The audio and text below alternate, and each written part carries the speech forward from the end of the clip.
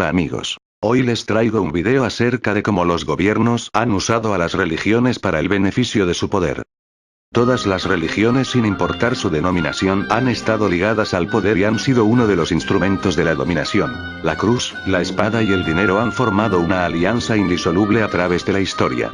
La religión católica fue el mayor poder religioso, político, económico y militar del feudalismo, pues ostentaba el poder religioso unificado en cabeza del Papa. Participaban del poder militar a través de las innumerables órdenes militares que dieron origen a tantos santos, y era usufructuaría de feudos como parte integrante de la nobleza, y todos, pobres y ricos, tributaban a la iglesia. Pero además insidia sobre todos los otros, nobles y plebeyos, con las promesas del cielo o las amenazas del infierno.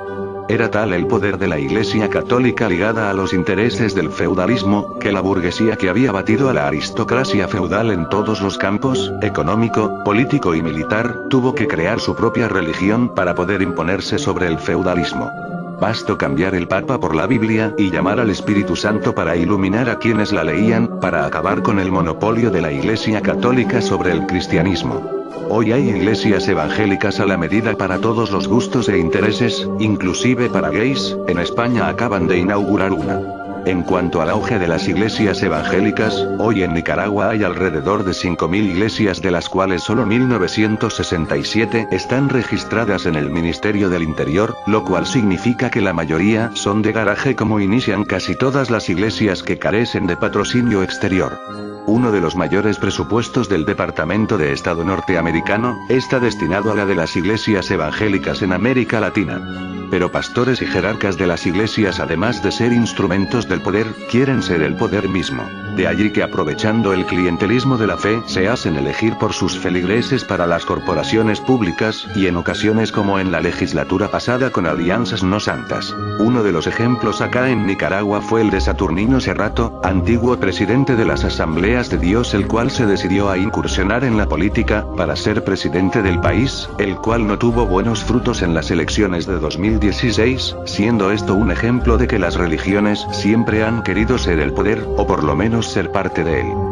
Hay tres motivos por los que el pueblo se deja dominar por unos pocos. 1, porque les parezcan justos. 2, porque les convenga. 3, por miedo. Cuando llegan al poder por cualquiera de los dos primeros motivos, propagan miedo en la población a medida que se pierden apoyos para seguir en el poder. Es tal el caso de nuestro país. Nuestro gobierno cree que es justo y que al pueblo le conviene que ellos estén en el poder, pero esas dos opciones no le han sido de mucha ayuda, ya que la gente le ha dado la espalda al gobierno, por lo cual han pasado a la etapa 3, inculcar miedo en la población, algo que tampoco les ayudó mucho, ya que cada vez que intentaban reprimir, más personas se unían a la lucha de unos pocos estudiantes que comenzaron a pelear. Actualmente recurrieron al mayor poder del mundo, la religión. En el pasado, el gobierno Ortega Murillo trabajaba de la mano con la Iglesia católica, pero tal iglesia no estaba de acuerdo en el baño de sangre que se había hecho, por lo tanto en estos momentos inclinaron su balanza hacia la Iglesia evangélica. Les contaré una historia. Partiendo de esta premisa, situémonos en la Roma en crisis del siglo IV.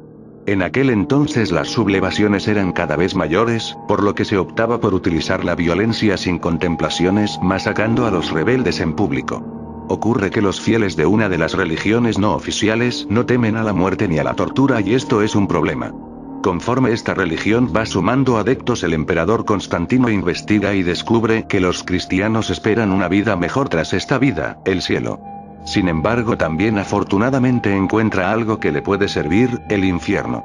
Lo que hace entonces es tomar por oficial la religión cristiana, dando por buenos unos escritos y rechazando otros según conveniencia, para así inculcar un comportamiento y una serie de normas a sus fieles con la amenaza de que irán al infierno en caso de no cumplirlas. Una de las normas más curiosas es la de que los miembros de la iglesia no pueden tener descendencia, con la excusa de que Jesús nunca tuvo hijos. Así consigue evitar que los monasterios alejados del Vaticano pasen de herencia de padres a hijos hasta que consideren el terreno como suyo, arrebatándoselo a la iglesia. Pasan los años y aunque el Imperio Romano cae, el catolicismo pervive con una gran influencia política y económica hasta nuestros días. Hoy en día el pueblo es más culto y las afirmaciones y amenazas del catolicismo no son tomadas como creíbles cada vez por más gente, pero no pueden adaptarlas a nuestros tiempos dado que entonces sí que de verdad parecería algo de risa después de toda la importancia que se les han dado. La Iglesia se hizo de un tal poder y una influencia sobre las personas que ha pasado el tiempo y aún hasta nuestros días sigue teniendo una influencia grande sobre los gobiernos. La religión es el opio del pueblo, dijo Marx en uno de sus escritos. Por esto concluyo lo siguiente: a través de los años los gobiernos usaron las religiones para controlar a las personas, y es lo que está tratando de hacer el gobierno en estos momentos, al no poder usar a la religión católica a su antojo, entonces trata de tomar en cuenta a los evangélicos para así manipular a la otra parte del pueblo cristiano que siempre se ha mantenido en el anonimato político.